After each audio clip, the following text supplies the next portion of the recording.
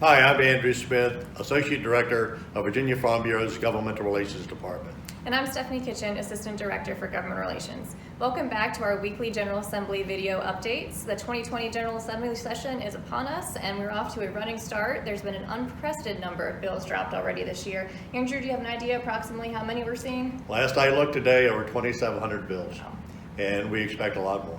Are you seeing any of those bills, issues that we talked about at our regional legislative briefings, particularly WHIP? We have WHIP 3, the issues we talked about at our regional meetings. Right now, we've seen 3 that deal with those, and certainly we expect more. But right now, for your information and our members watching, Senate Bill 704 and House Bill 1422 deal with the nutrient management plans.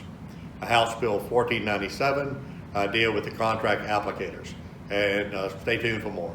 And these bills will likely go to the House and Senate Agricultural Committees, and with the new General Assembly comes new committee assignments, and we're seeing a lot of new faces on both House and Senate Ag Committees. Andrew, do you want to share with our members who has been assigned to these committees?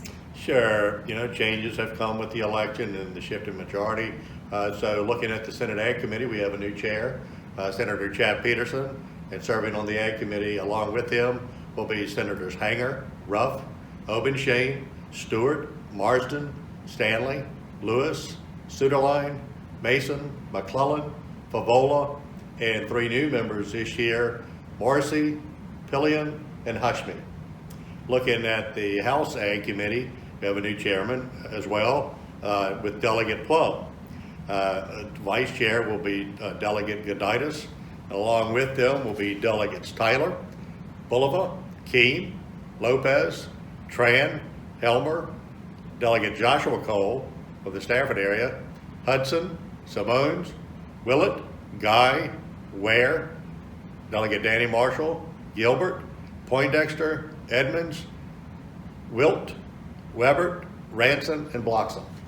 And we've worked with a lot of these legislation before, but as Andrew mentioned, a lot of these are new faces with the General Assembly. So if you heard your delegate or senator's name called and you haven't introduced yourselves to them before, feel free to reach out to them and start that conversation. It's going to be really important this year more than ever to have that dialogue and begin to educate the new members who may not have a background in the ag industry exactly what we as Farm Bureau do. Absolutely. Education is key, and we need all the help we can get. And when the legislative members hear from real life stories and truly the grassroots members, even though all of us are from the farms, growing up in the rural Virginia, it's so much nicer when they hear from actual producer members. Stephanie, how about the budget? That we have a lot of things interested in the budget. Where are we at on those? Absolutely. Budget has been a priority this week, getting in the budget amendments before today's deadline. I want to go over one of importance that we talked about at those regional legislative briefings, and that's funding for the Agricultural Best Management Cost Share Program.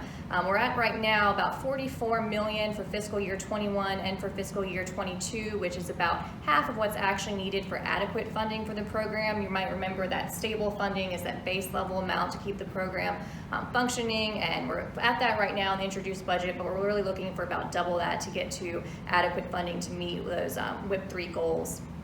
Also related to that, the soil and water conservation districts have received money for operational funding. What we have not gotten is the funding needed for the base technical assistance, so we'll still be working on that as well. And we've also been working with patrons currently to get in that additional money for the Ag BMP cost share funding. Some other good things that are in the budget. We've got funding to promote the industrial hemp industry. There have been a lot of bills introduced related to industrial hemp, so we'll be evaluating all of them and also looking at funding to support the industry as a whole. The Department of Forestry has money in the budget to establish the Hardwood Forest Habitat Program. A couple things that aren't quite so good in the budget. They've removed what's called we like to refer to as the coyote money, which is the predator control fund that's housed at VDAX. They're taking about $90,000 away from that, so we're going to be working on budget amendments with patrons to restore that funding. Another one of our issues that we talked about at the regional legislative briefings was money for Virginia Cooperative Extension to stabilize the extension agents' salaries, to make them more competitive with markets, because we're losing many extension agents to private industry, and that money was not in the budget, so we're going to be working again with patrons to get that $1.68 million back in the budget. Good, that's great.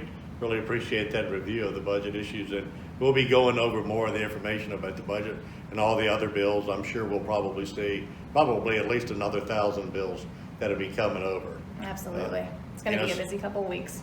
Yeah, and I'm really excited. In a couple of weeks, we'll have members come to town for Legislative Day at the Capitol. I know you've been working really hard to coordinate that. Absolutely. Legislative Day will be Monday, January 27th. Hopefully you are attending. If you are attending, make sure to schedule your appointment with your delegate. We will take care of scheduling appointments with senators, but make sure you reach out to your delegates for that. And if you're not signed up to receive our weekly email updates, make sure you get in touch with us because we will be sending those out every Friday as well during General Assembly. With that, please stay tuned. We'll see you next week.